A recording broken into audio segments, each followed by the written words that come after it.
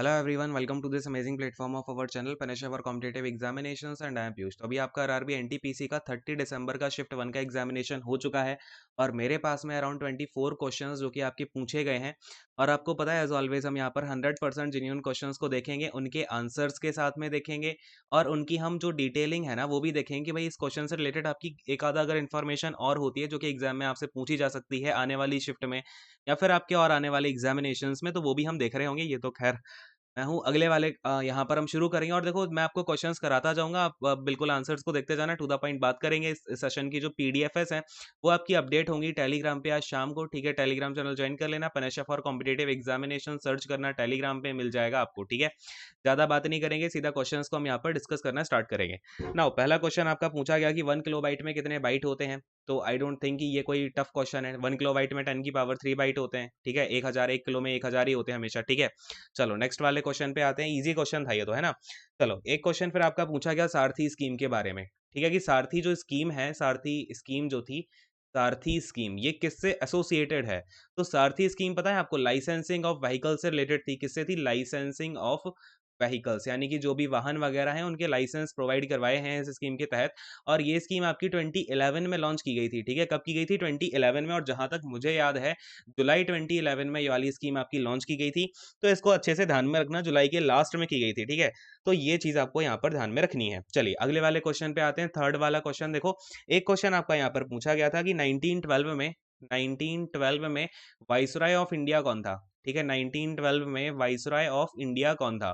तो देखो 1912 में वाइसरॉय था अपना हार्डिंग, ठीक है? कौन था? Lord Harding. लॉर्ड हार्डिंग था। क्लियर है? चलो अगले वाले क्वेश्चन पे आओ। फोर्थ वाला क्वेश्चन देखेंगे यहाँ पे। फोर्थ क्वेश्चन आपका पूछा गया था कि जम्मू एंड कश्मीर का कौन सा नेशनल पार्क है? जम्मू कश्मीर का क्या पूछ लिया? नेशनल पार्क पूछ लिया आपसे। तो जहां तक मुझे लगता है कि इन दोनों में से कोई एक रहा होगा। मैं आपको ना 3-4 यहाँ पर बता रहा हूँ नेशनल पार्क जो जम्मू कश्मीर के इंपॉर्टेंट है, आने वाले शिफ्ट के लिए भी आपका इंपॉर्टेंट रहेगा और अभी के लिए तो है ही। एक तो आपका देखो डॉक्टर सालिम अली, ठीक है? सालिम अली ये वर्ल्ड सेंचुरी है, इन्हीं के नाम पर है, सालिम अली के नाम पे। तो बहुत ही इंपॉर्टेंट है, इससे क्वेश्चंस हमेशा आते हैं। फिर एक है यहाँ पर आपका डाचीगम नेशनल पार्क, ठीक है? कौन सा है? डाचीगम नेशनल पार्क है यहाँ पर। हेमिस नेशनल पार्क भी आपका जम्मू कश्मीर में है। इसके अलावा आपका ना काजी नाग करके है, काजी नाग, ठीक है? ध्यान देना, काजी नाग बोल रहा हूँ, काजी नाग नेशनल पार्क भी आपका जम्मू कश्मीर में है। फिर आ जाता है किश्तवाड़, ठीक है? किश्तवाड़ नेशनल पार्क भी आपका जम्मू कश्मीर में है, इनको ध्यान में रखना, इन्हीं में से कोई एक आपका एग्जामिनेशन में आज आया है। अगले क्वेश्चन को देखो, इसमें आपका पूछा गया था सिक्किम में कौन सी टनल है? ठीक है, सिक्किम में एक टनल है जिसका नाम आपसे यहाँ पर पूछा गया। तो देखो सिक्किम की कौन सी टनल है? देखो सिक्किम में ना 2018 में अभी सिक्किम की जो लॉन्गेस्ट टनल है वो लॉन्च करी गई थी। लॉन्गेस्ट टनल जो है यहाँ पर आपकी इनॉग्रेट की गई बेसिकली, और 2018 में की गई थी। ये बात ध्यान रखना। उस टनल का नाम क्या है? थैंग टनल। और आई एम 100% श्योर आपका ये एक ऑप्शन रहा होगा, यही आपको टिक करना था, थैंग टनल, ठीक है? और ये सिक्किम की सबसे बड़ी टनल है, इस बात को ध्यान में रखना। और जहां तक मुझे याद है 587 मीटर्स की ये टनल है। एक बार आप इसको क्रॉस चेक कर लेना। इस फैक्ट के बारे में इतना श्योर नहीं हूं, लेकिन 90% यही होगा, ठीक है? चलो नेक्स्ट वाला क्वेश्चन देखो, आपका एक क्वेश्चन पूछा गया था। देखो एक क्वेश्चन आपका यहाँ पे पूछा गया कि 55 से जस्ट छोटी, 55 से जस्ट छोटी, ठीक है, आपकी प्राइम नंबर कौन सा है? ठीक है, प्राइम नंबर 55 से छोटा। तो इतना लल्लू पंजू क्वेश्चन यार, 53 होता है, ठीक है? ये तो पता नहीं है मैथ का क्वेश्चन है कि क्या क्वेश्चन था ये। नेक्स्ट क्वेश्चन देखो, अब एक क्वेश्चन आपका यहाँ पर पूछा गया। देखो क्वेश्चन में थोड़ी मैं श्योर नहीं हूँ, या फिर ये दोनों क्वेश्चन ही पूछे गए होंगे। एक था महावीर और एक ने बताया है गौतम बुद्ध, ठीक है? तो इन दोनों में से किसी एक का बचपन का नाम पूछा गया। तो महावीर के बचपन का नाम वर्धमान था, दोनों का मैं बता देता हूँ, वर्धमान था। गौतम बुद्ध के बचपन का नाम था क्या बोलते हैं, सिद्धार्थ, ठीक है? गौतम बुद्ध के बचपन का नाम क्या था? सिद्धार्थ था, इनका वर्धमान था। अच्छा, गौतम बुद्ध का जन्म कहाँ पर हुआ था? लुम्बिनी में हुआ था। ये क्वेश्चन बहुत पूछा जाता है। लुम्बिनी आज के टाइम में कहाँ पर है? तो नेपाल में है, ठीक है? लुम्बिनी आज के टाइम पर कहाँ पर है? नेपाल में है। फिर गौतम बुद्ध की मृत्यु कहाँ पर हुई? तो कुशीनगर में हुई थी, ठीक है? कहाँ पर हुई थी? कुशीनगर में। गौतम बुद्ध के पिता का नाम क्या था? शुद्धोधन था। क्या नाम था पिता का? शुद्धोधन। एंड माँ का नाम क्या था? माया था, ठीक है? शुद्धोधन एंड माया। इनकी पत्नी का नाम क्या था? यशोदा था। इनके बेटे का नाम क्या था? राहुल था, ठीक है? तो ये तो पूरी की पूरी आपको ये सारे के सारे नाम तो एटलीस्ट याद होने चाहिए। बहुत ज्यादा गौतम बुद्ध से बहुत ज्यादा पूछे जाते हैं, तो वो भी मैंने आपको बता दिया साथ के साथ। चलिए अगले वाले क्वेश्चन पे आते हैं। कौन से नंबर का क्वेश्चन है ये अपना? वेट अ सेकंड, कितने क्वेश्चंस करा दिए मैंने? 7 क्वेश्चंस करा दिए। देखो 8th वाले क्वेश्चन पे आते हैं फटाफट से। देखो नंबर 8th पर आपसे पूछा गया था कि जो एक बार रुको जरा, मैं यहाँ पर लिख देता हूँ। जो आपका ओईसीडी है, ठीक है, ओईसीडी के हेडक्वार्टर्स कहाँ पर है ये पूछा गया। OECD, तो भैया ये पता होना चाहिए सबसे पहले तो कि OECD क्या होता है।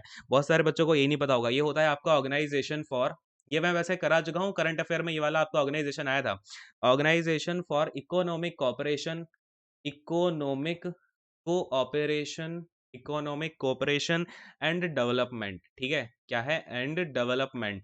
तो ये होता है आपका ओईसीडी का फुल फॉर्म। अब बात करेंगे भाई इसके हेडक्वार्टर्स कहाँ पे हैं, इसका कब ये आपका फाउंड किया गया, तो ये सब बातें भी कर ही लेते हैं। इसके हेडक्वार्टर्स हैं आपके पेरिस में, ठीक है, पेरिस कहाँ पर है, तो पेरिस भैया फ्रांस में है। चलो इसके बाद में इसका फाउंडेशन कब हुआ, तो इसका फाउंडेशन हुआ 1961 में। अब बात आती है कि भाई इसके सेक्रेटरी जनरल का नाम क्या है, सेक्रेटरी जनरल ओईसीडी के, ठीक है, तो इनका नाम है एंजल गुरिया। क्या नाम है, एंजल गुरिया नाम है। क्या नाम है, एंजल गुरिया, ठीक है। तो ये सारी बातें ध्यान में रखना, हो सकता है नेक्स्ट वाले क्वेश्चन में इन्हीं में से कहीं से क्वेश्चन आ जाए। चलो 9th वाला क्वेश्चन देखेंगे आप फटाफट से।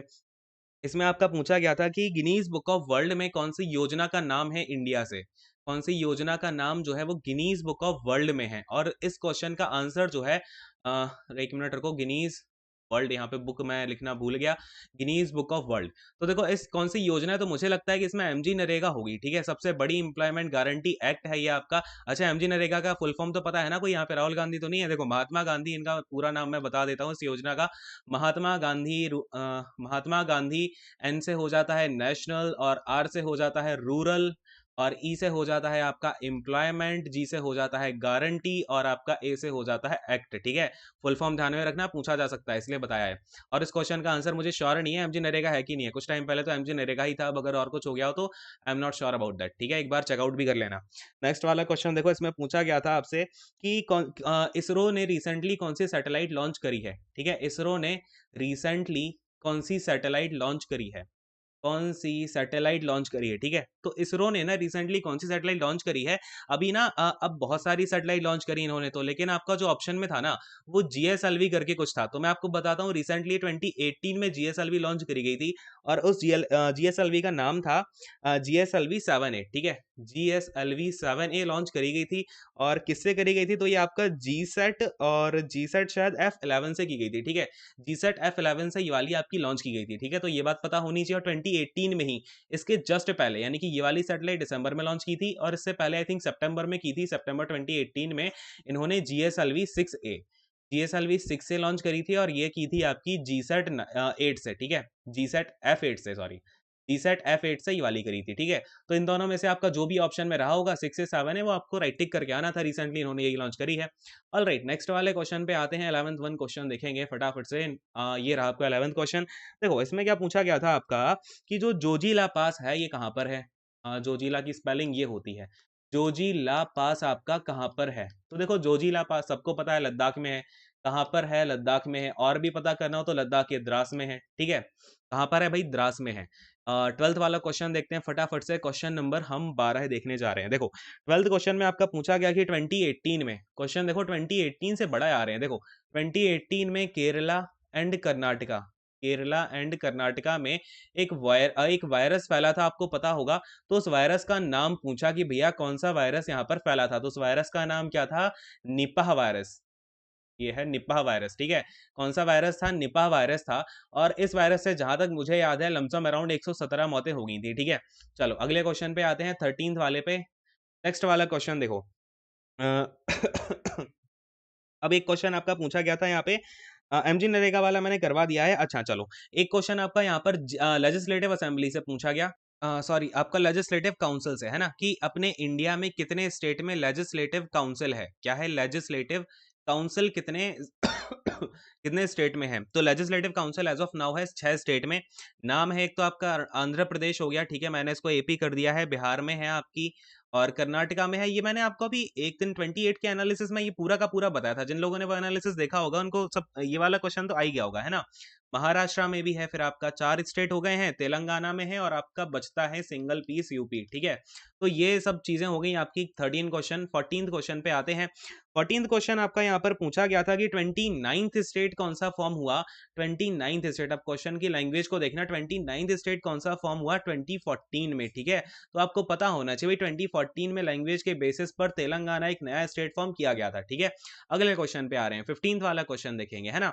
15th क्वेश्चन आपका पूछा था महावीर का। देखो अब यही बात है कि मैंने आपको महावीर के बारे में बता दिया था। अब एक बच्चे ने बोला महावीर का रियल नाम क्या था पहले का, तो इनका रियल नाम वर्धमान था, तो ये बात हो गई, ठीक है। 16th वाला क्वेश्चन देखो, एक क्वेश्चन, अच्छा एक क्वेश्चन ना आपका यहाँ से आया था टाइम एंड वर्क से।